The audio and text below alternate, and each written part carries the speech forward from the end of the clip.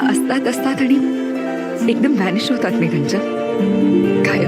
चित्रपटामध्ये भूत आहे असं समजलं की आपल्याला जनरली वाटतं की हा चित्रपट हॉरर जॉनरचा असेल, पण आज आपण जे चित्रपटाबद्दल बोलणार आहोत तो चित्रपट हॉरर नाही तर एक इमोशनल फॅमिली ड्रामा आहे. यात एका भाऊ बहिणीचं नातं आणि त्यांच्या आयुष्यातल्या घडणाऱ्या बदलांची गोष्ट दाखवली आहे. आता बघूया या चित्रपटात काय खास आहे, का हा एक फील गुड इमोशनल चित्रपट मानला जातो. चला तर मग जाणून घेऊया चित्रपटाबद्दल. पहा हा सिनेमा या सिरीज मधून. तर आज मी तुम्हाला जो चित्रपट रेकमेंड करणार आहे त्याचं नाव आहे हॅपी जर्नी. हॅपी जर्नी आपल्याला आपल्या फॅमिली, रिलेशन आणि वेळेची किंमत शिकवतो. या सिनेमाची स्टोरी बहीण भावाच्या नात्यावर बेस आहे. बहीण भाऊ यांच्यातले प्रेम, गप्पा, भांडणं सगळं खूप रिअल दाखवलं आहे. 4,000 पैसे काय झाडा लागत नाही.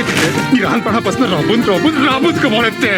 एक पहिल्यांदा भांडतोय आपण, सुपर होऊन जाऊ दे. सतत आमची काळजी करत राहिलास, कधी सुट्टीही नाही घेतली, हार्डली भेटलो. या चित्रपटाची सर्वात मोठी ताकद म्हणजे त्याचा इमोशनल इम्पॅक्ट. कुठेही ओव्हर ऍक्टिंग नाही वाटत, खूप नॅचरल ऍक्टिंग वाटते. काही असे सीन आहे चित्रपटामध्ये जे डायरेक्ट हार्टला टच करतात आणि आपल्याला स्वतःच्या लाईफ बद्दल विचार करायला लावतात. आता आपण बघू चित्रपटाच्या मुख्य कलाकारांकडे. चित्रपटामध्ये आपल्याला मुख्य कलाकारामध्ये अतुल कुलकर्णी, प्रिया बापट, पल्लवी सुभाष आणि सिद्धार्थ मेनन हे सहाय्यक कलाकार म्हणून पाहायला भेटत आहे. आता आपण बघू चित्रपटाच्या ऑडियन्स रिॲक्शन कडे. चित्रपटाला प्रेक्षकांनी भरघोस प्रतिसाद दिला आहे. युट्यूब कमेंट सेक्शन मध्ये सगळ्यांनी असंच म्हटलं आहे छान चित्रपट आहे, हा मूवी बहुत इमोशनल झालो, त्याच्यामुळे मी हा चित्रपट तुम्हाला डेफिनेटली रेकमेंड करेल. तर असा होता आपला हॅपी जर्नी हा चित्रपट. तर हॅपी जर्नी हा चित्रपट तुम्ही पाहणार आहेत की नाही हे कमेंट सेक्शन मध्ये नक्की सांगा. आणि तुम्ही हा चित्रपट पाहायला असेल तर तुम्हाला चित्रपट कसा वाटला हे पण कमेंट मध्ये जरूर सांगा. आणि आजच्या व्हिडिओसाठी एवढंच. मी कृष्णा घेतो रजा. भेटूया पुन्हा एकदा नवीन व्हिडिओ मध्ये.